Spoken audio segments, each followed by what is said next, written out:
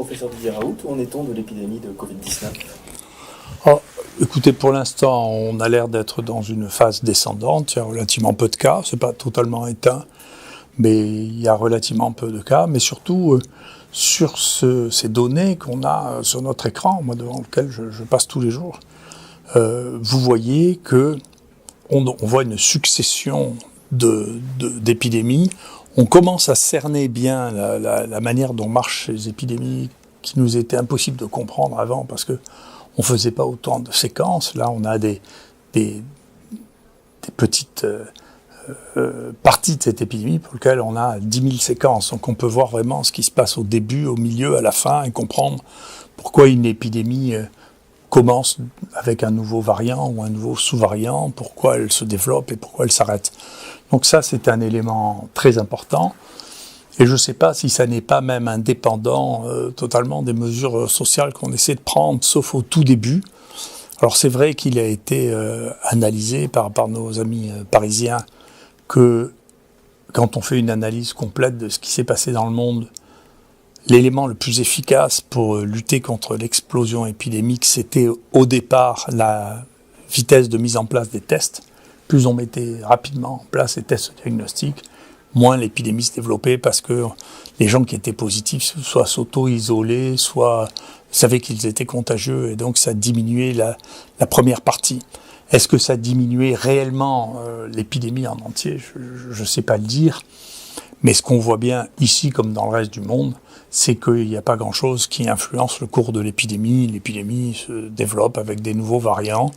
Ces nouveaux variants sont mal protégés par les épisodes antérieurs, que ce soit par la vaccination ou les infections antérieures. Et donc l'épidémie continue son cycle, mais compte tenu du fait qu'actuellement il y a, en fonction des pays, peut-être entre 50 et 60% des gens qui ont déjà une forme d'immunité, si vous voulez, on a l'impression qu'on va rentrer dans quelque chose qui ressemble plus à la grippe, c'est-à-dire un peu comme la grippe au départ du XXe siècle, encore que la situation de la gravité du Covid n'a jamais atteint celle de la grippe. Par exemple, une figure là où on regarde l'évolution de l'espérance de vie dans le monde, l'espérance de vie a continué à augmenter. Il y a les pays qui ont des problèmes de gestion au début de cette épidémie, qui ont eu une baisse de l'espérance de vie, c'est-à-dire une mortalité plus importante chez les sujets qui étaient en dessous de la moyenne de décès habituels. Et puis ensuite, ça s'est corrigé. D'ailleurs, nous, on a fait un travail ici, c'est Stéphanie Gentil qui a fait un travail très, très important sur les années de vie perdues chez les patients hospitalisés à Marseille et à Nice, et qui montre que essentiellement ce sont des sujets de la moyenne, la médiane de mortalité c'est 80 ans, et les gens qui sont morts plus jeunes, soit des gens qui avaient des pathologies associées, soit des obésités. Il faut revenir absolument sur l'obésité, il faut protéger les sujets vulnérables, ce qui veut dire les obèses et les gens âgés. Et chez les obèses, il faut arrêter de considérer qu'il n'y a aucune différence vis-à-vis de la maladie entre un obèse et un non-obèse. Les obèses font plus de cancers, les obèses font des maladies infectieuses plus sévères. Et il ne s'agit pas de considérer que c'est une manière d'être, c'est une immunodépression dont on cerne de plus en plus les contours, et donc il faut y faire extrêmement attention. Je suis content d'ailleurs que l'OMS maintenant ait déclaré que c'était l'épidémie la plus mortelle dans le monde, les pays développés actuellement. C'est ce qui fait diminuer l'espérance de vie, ça et les opioïdes, c'est-à-dire les antalgiques majeurs, c'est ce qui a fait diminuer l'espérance de vie de manière significative aux États-Unis, et c'est ce qui risque de bloquer l'évolution de l'espérance de vie dans les autres pays, du fait que l'obésité n'arrête pas d'augmenter. Et on a bien vu, quand on a regardé la corrélation entre la mortalité et l'obésité dans les différents pays, qu'il y a une franche corrélation entre obésité et mortalité dans les pays. Donc il y a véritablement un problème autour de l'obésité. Est-ce que tout cela était prévisible ? Est-ce qu'on pouvait prévoir les cycles de la maladie ? Alors, non. On ne pouvait pas prévoir, je dis depuis le début, les prévisions n'engage que ceux qui y croient. Et en particulier, c'est carrément, de mon point de vue, fantasque d'essayer de faire des prévisions sur une maladie qu'on ne connaît pas encore, qui n'existe pas encore, parce qu'on n'a pas de modèle comparatif. Alors, c'est en Angleterre qu'il y a les plus grands spécialistes des prédictions fausses sur les épidémies, et quoi qu'il arrive, ça a commencé avec la maladie de la vache folle, où vous avez prévu 1 million de morts, et puis ensuite la grippe aviaire, vous avez prévu 1 million de morts, et à chaque fois ils font ça, mais ça correspond à une telle demande des humains, des politiques, de dire mais alors qu'est-ce qui va se passer, mais qu'est-ce qui va se passer. Moi je le vois maintenant les jours, je ne peux plus me demander qu'est-ce qui va se passer, parce que je ne réponds jamais, que je ne sais pas. Alors celui qui est la star de la prédiction, qui se révèle jamais, c'est quelqu'un qui s'appelle Ferguson.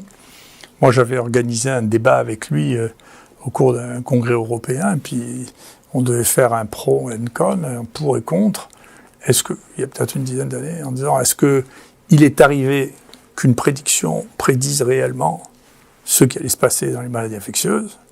Lui défendait le oui, et moi je défendais le non, et il n'est jamais venu. Il a envoyé un gamin, ce qui m'a dit, écoutez, on avait prévu que si on diminuait la vaccination sur les oreillons, il y aurait des oreillons. Donc ça, je n'avais pas besoin de faire des modèles mathématiques pour prédire une chose pareille. Et donc il y a quand même là-dedans une soif de prédire l'avenir qui est intrinsèque à l'homme et qu'on connaît depuis très longtemps. C'est la nature des humains, mais qu'à regarder n'importe qui chez vous, qui qui regarde, si on peut lui prédire quelque chose, que ce soit avec les cartes, les astres, les numéros, voilà, c'est comme ça. Les hommes sont terrifiés par l'avenir, peur de la mort, donc ils ont besoin qu'on leur explique ce qui va se passer.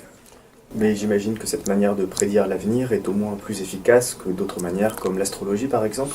Alors je ne suis pas d'accord, et d'ailleurs je veux faire mes excuses quand je me trompe, quand je dis que les modèles prédictifs sont de même nature que les astrologues. Les astrologues sont supérieurs, parce qu'il existe des phénomènes extrêmement étranges qui ont probablement justifié l'astrologie autour de la date de naissance.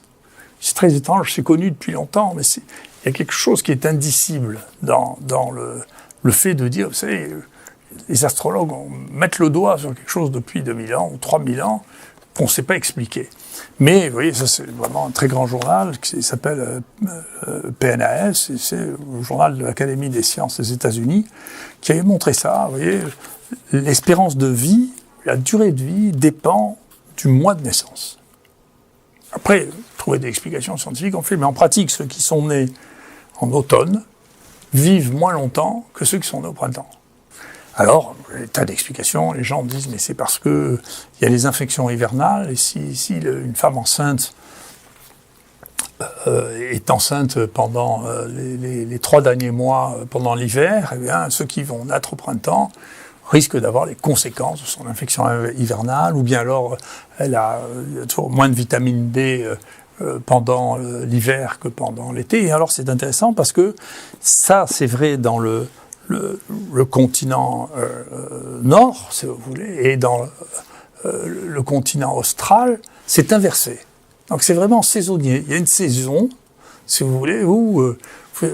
moi je regrette, je suis né en mars, mais enfin je suis avant le moment où ça augmente, vous voyez, il y a plus de gens les gens meurent plus tôt quand ils sont nés en avril, mai, juin que quand ils sont nés en novembre, décembre. Voilà.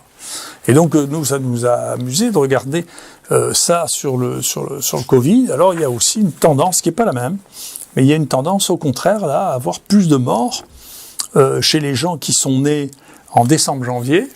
Donc c'est pas plus de morts en décembre-janvier. Chez les gens qui sont nés en décembre-janvier, il y a plus de morts que chez les gens qui sont nés en mai-juin. Là, c'est inversé par rapport à ce que l'on voit en général. Et puis il y a des choses qui sont encore bien plus curieuses, qui sont...